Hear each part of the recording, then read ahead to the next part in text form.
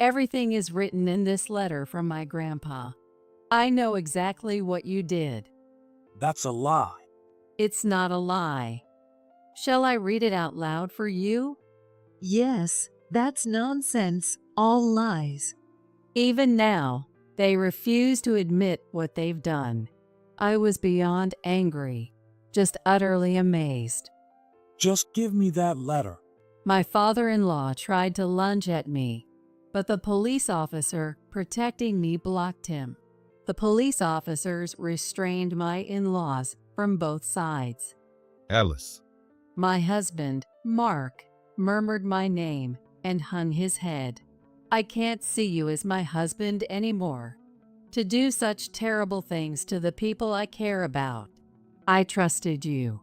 I managed to say this much, but the rest of my words turned into sobs, and I couldn't continue. My name is Alice Smith, 52 years old. I am an ordinary housewife with one daughter. If there's anything different about me, it's that my grandparents were wealthy. When I was just 1 year old, my parents died in a car accident. So, I have no memory of my parents at all. Instead, I was raised with immense love by my maternal grandparents. Sometimes I envied my friends who had both parents. But my grandparents cherished me so much that even my friends envied me. My grandpa, John, was the chairman of the Smith Group, managing several large companies, and my grandma, Emily, was his supportive partner. I grew up without any wants under this loving couple. They raised me, their only daughter's grandchild, with a warm heart. Our home had maids, chefs, gardeners, and many other people, all of whom treated me with great care. So I never had time to feel lonely, for which I feel a bit sorry for my parents. Back then, my paternal grandparents were still alive and would visit me a few times a year from a distance. But I remember feeling quite lonely when they passed away in later years. Right after graduating college, I married my husband, Mark. It was more like an arranged marriage. It was already decided that we would get married. I will marry someone suitable to take over my grandparents' company, I thought from a young age, and Mark was truly perfect in that regard. My grandparents chose him with all their might to ensure my happiness. Mark moved into our family as the spouse of the heiress. I had no complaints and was satisfied with this marriage. I can say that my married life with Mark was happy. Mark was determined to become the successor of our group through our marriage and worked hard to fit that role. People who saw our marriage as a strategic one wouldn't understand, but we truly came to trust each other. It wasn't a passionate love like a romantic marriage, but we quietly and firmly nurtured our love as a couple, seeing each other as irreplaceable. Well, that's how I felt. However, the one thing that troubled us was that we couldn't have children easily. My mom and grandma both married young and had daughters at the age of 20.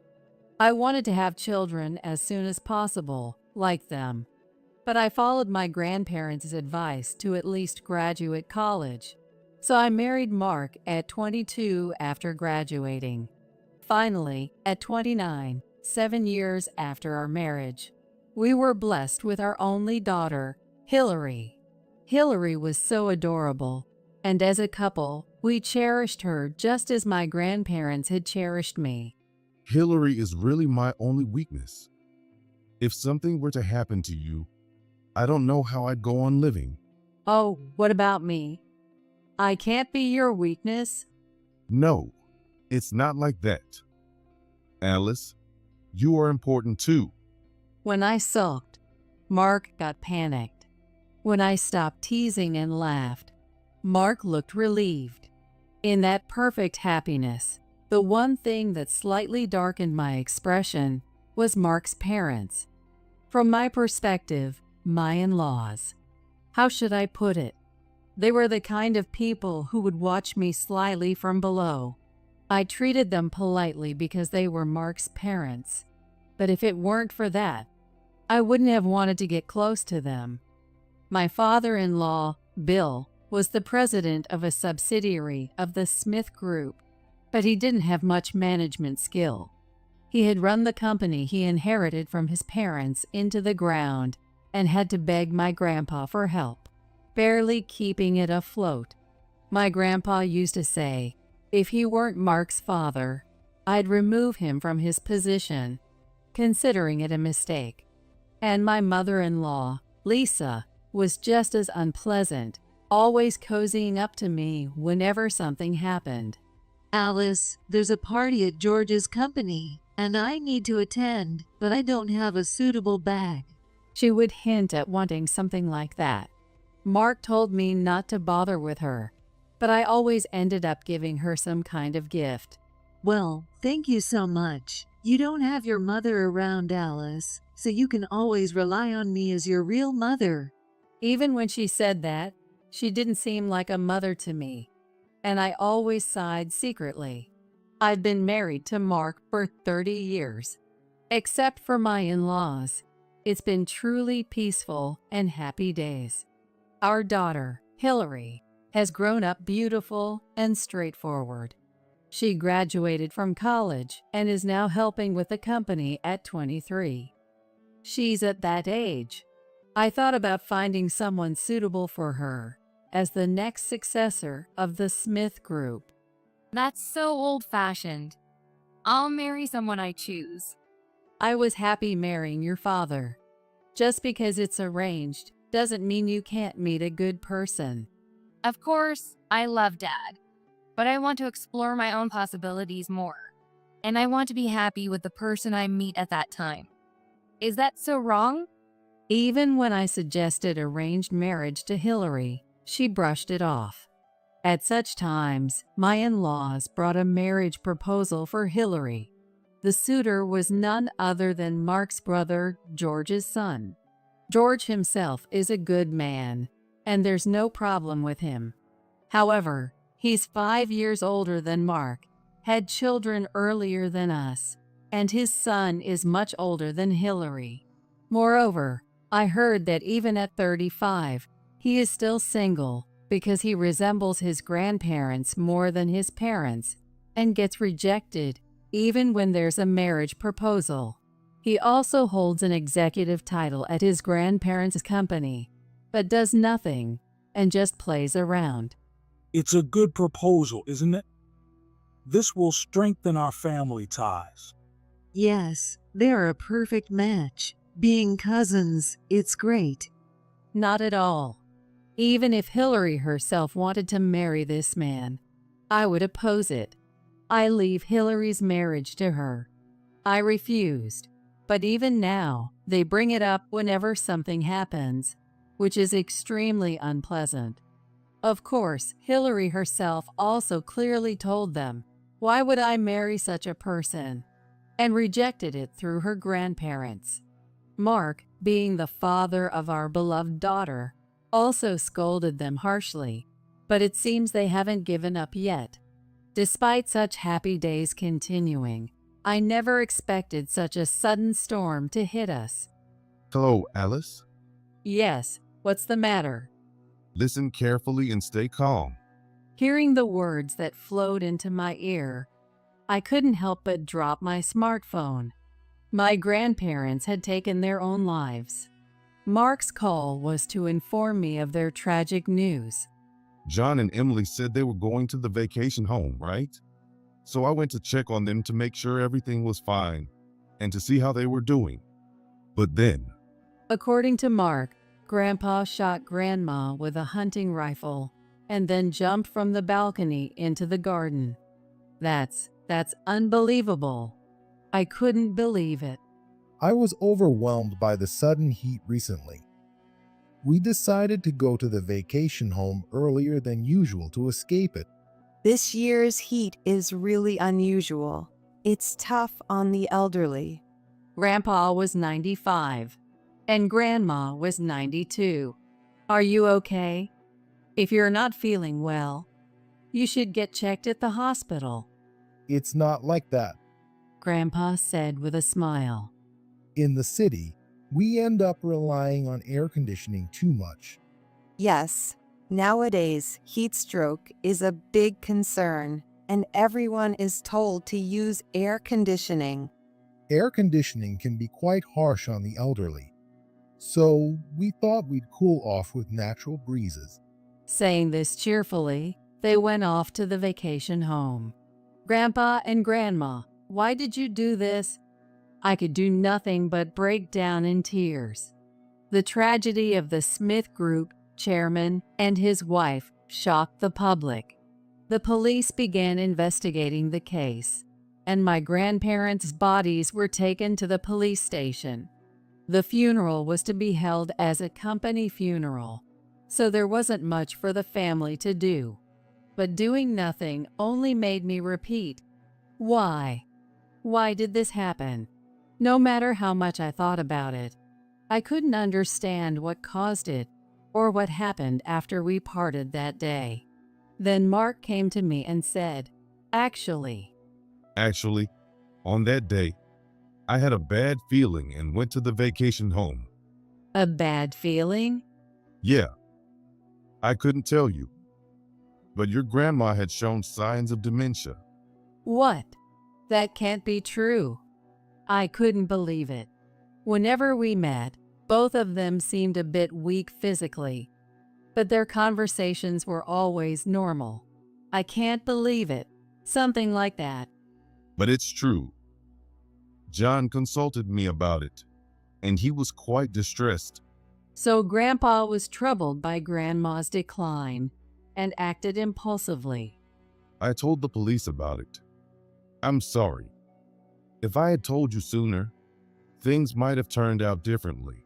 Mark, with tears in his eyes, bowed his head to me. I was devastated by this new revelation and could only let time pass me by in a daze.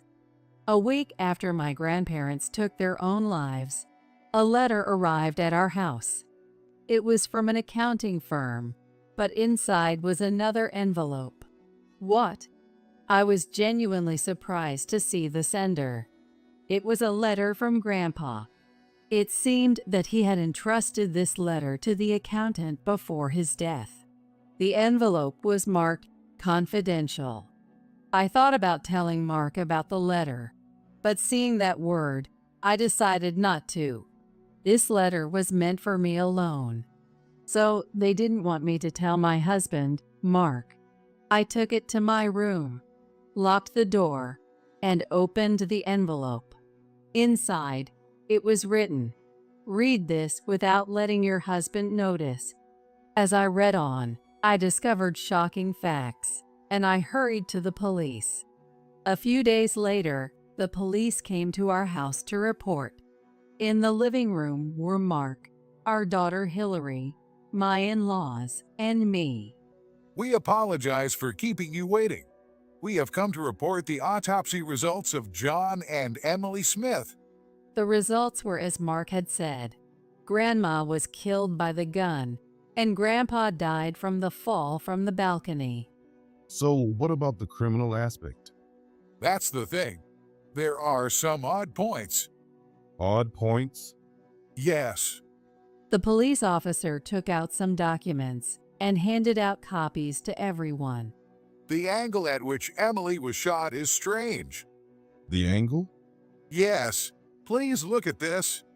Everyone looked at the indicated spot in the documents. If she was shot from this angle, the height of the shooter becomes important. Height? Yes, The documents showed that the shooter's height was estimated to be 5 feet 11. John wasn't that tall. He was 5 feet 3. The difference of 8 inches is big. I can somewhat understand. It's a matter of angles. Even a middle schooler can grasp these numbers. But couldn't he have shot her from something he stood on? Suddenly, Bill said this. Yes, that's right. Bill is correct. There was a sofa in that room. Maybe he shot her from on top of it, Have you been to that vacation home? Oh, well, no. I don't recall ever inviting you, Bill and Lisa, to my grandpa's vacation home. That's right. We never invited my in-laws there. Oh, well, we were invited to some another vacation home, right? That was our vacation home. Oh, right. I must have been confused. Yeah, that's it. Besides, there are sofas in any vacation home, aren't there? Well, that's true. My in-laws looked relieved. Yeah, John must have shot Emily from on top of the sofa. Why would he need to do that? What? I mean, why would Grandpa need to go out of his way to shoot Grandma from an unstable position like a sofa? Oh, well. Lisa was at a loss for words. We don't know the reason.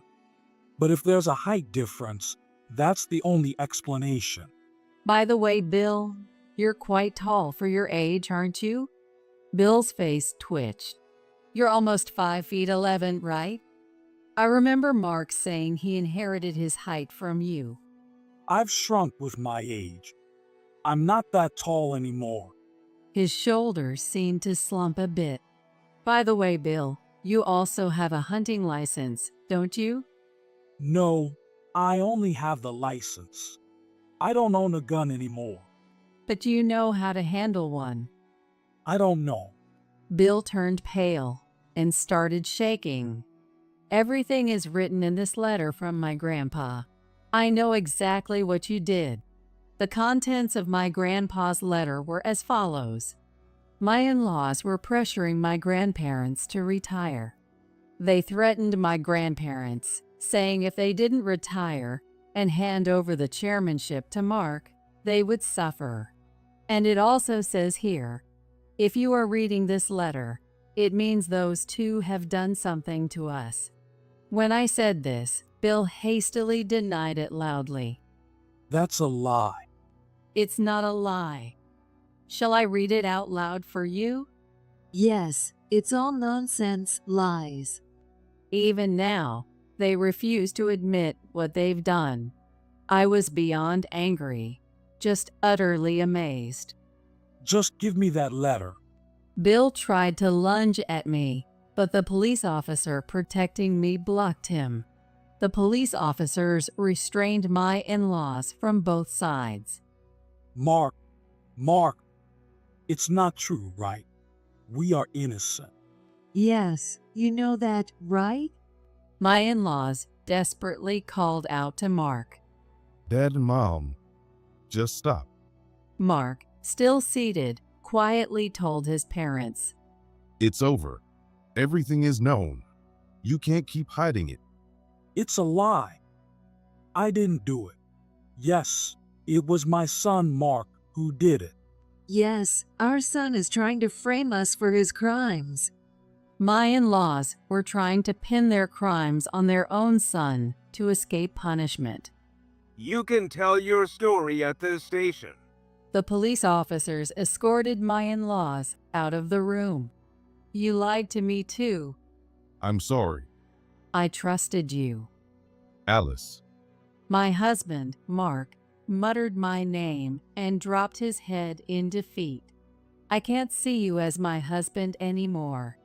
To do such terrible things to the people I care about. I trusted you. I managed to say this much, but my words turned into sobs, and I couldn't continue. Are you admitting to being an accomplice? Yes. I'm sorry. As Mark was about to be taken away by the police, Wait, please. Hillary called out to the police officer. My dad had nothing to do with this. Mom, there's proof. Dad didn't do it. Hillary. I thought Hillary was just trying to protect her dad, and it made me cry even more. Hillary, it's okay. No, it's not. I overheard something. That's why Dad isn't involved. Hillary seemed confident. What proof? Here, the time of the crime. At that time, my dad was still at home.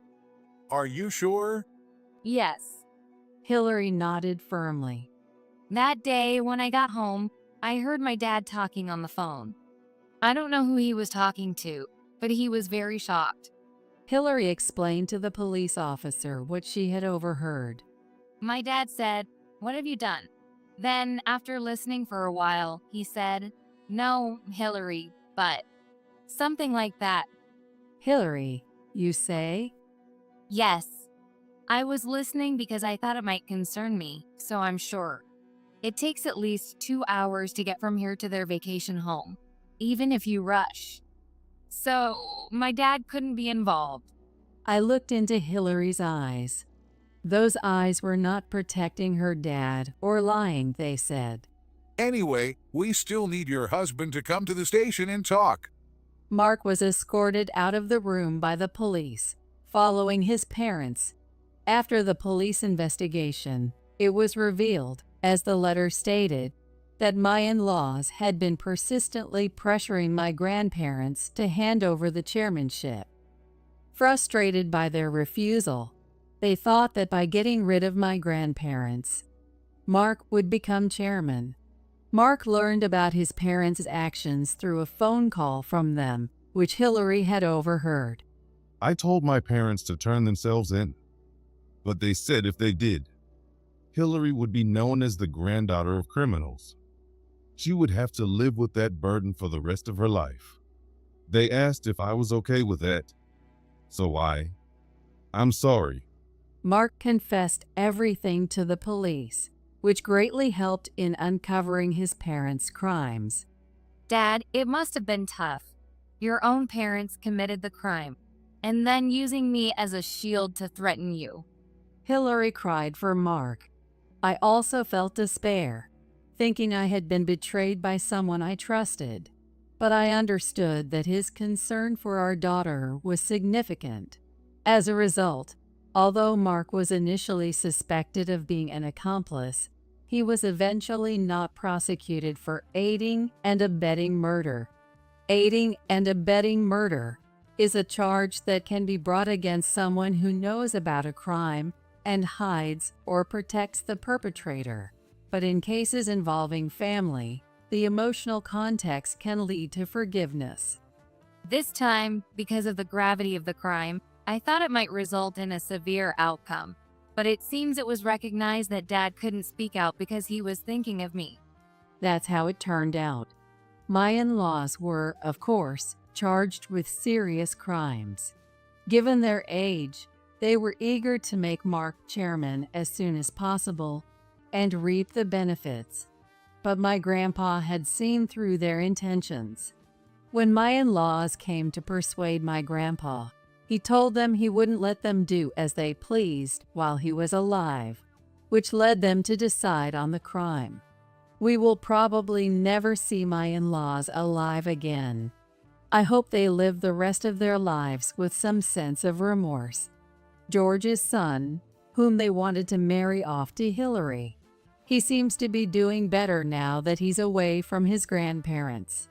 As the eldest son of the eldest son, he was taken from his real parents and controlled by his grandparents, which left him unable to do anything on his own. Now he's using his programming skills to start his own business and says he wants to become like his father someday. Mark wasn't charged, but he couldn't stay with the company, so he stepped down. I took over the chairman position from my grandpa, and now we're waiting for Hillary and her fiancé to grow into their roles as worthy successors. Hillary really did find her own husband. I found someone who can be a great partner, just like you and Dad. So she told us this proudly. We were surprised, but the young man was so impressive, and his parents were equally remarkable, that we felt we could entrust our beloved daughter to him with peace of mind. Will you wait for me until that day? I don't expect John and Emily to forgive me for my mistakes by taking care of you and Hillary from now on. But thank you, Alice. Mark is now my shadow, supporting me. When Hillary becomes independent, and I can finally lay down my heavy burdens, well, I'd like to fall in love with you then. Don't you think we could have that kind of second life? When I said that, Mark just smiled silently.